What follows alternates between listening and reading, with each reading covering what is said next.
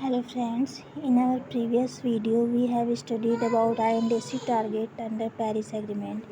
In INDC target there is a target set by the India that we have to achieve 30 to 35% reduction in emission intensity from 2005 level. But what we have actually achieved till 2022 we have reduced 28% emission intensity over 2005 level. However, in the electricity generation we have set our target at 40% of all electricity will be generated by non-fossil fuel, but we have already achieved this target, and our 40% installed electricity capacity are from non-fossil fuel sources. The third commitment or the third target that we have made is that we will create 2.5 to 3 billion ton of CO2 equivalent carbon sink by 2030. So we have planted more trees, created more forest, so that our carbon sink carbon should be absorbed by these carbon sinks. And what is other achievement of India, that we have achieved 166.7 gigawatt electricity generated by non-fossil fuel energy. Across the world there are many schemes which run on the national level. Also there are many numerous scheme run by the central government. These national schemes on some are known as National Action Plan on Climate Change, National Adaptation Fund on Climate Change, and Climate Change Action Plan.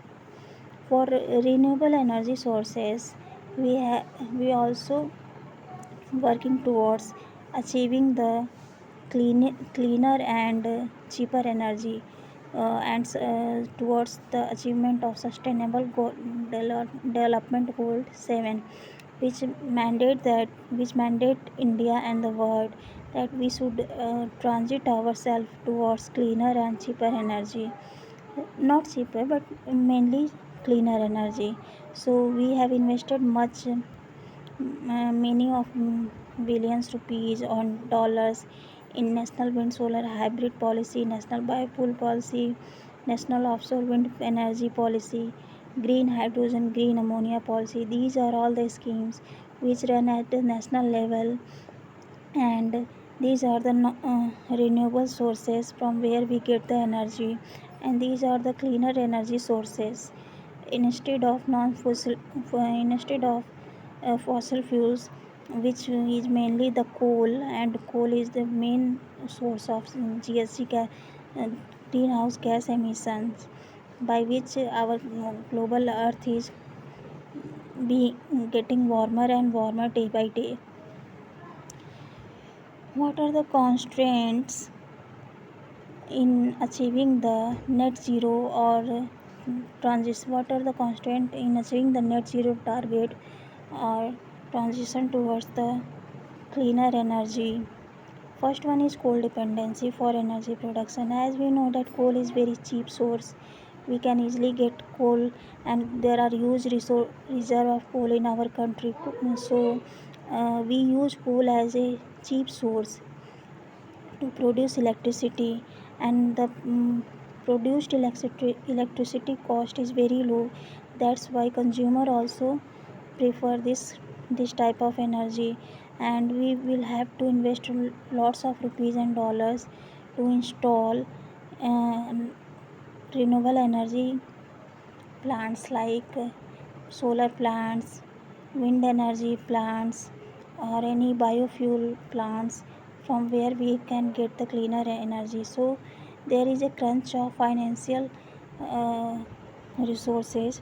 And in the fifth point you can also see that financial constraint is the as main reason behind uh, debacle of this policy.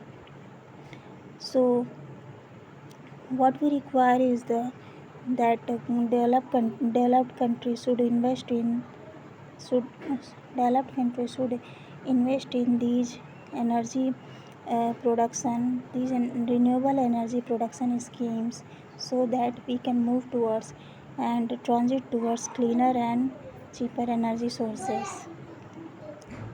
Our next constraint is delayed timeline for net zero. As we know that India has set its target of net zero by 2070, but IPCC, the Intergovernmental Panel on Climate Change, recommends that net zero should be achieved by 2050.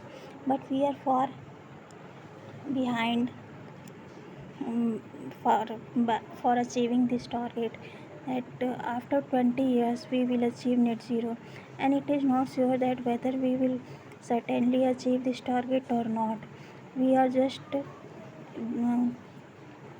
contributing and making efforts towards transition to to transit towards cleaner energy. The next point is absence of sectoral commitments. As we know, there are many sources of greenhouse gas, that is agriculture sector, industry sector, manufacturing sector, vehicular vehicle pollution, stubble burning, construction sector, building sector, energy sector. So all these sources produce greenhouse gas in some form or other. So to reduce the greenhouse gas emission, we have to devise some policy on for each sector.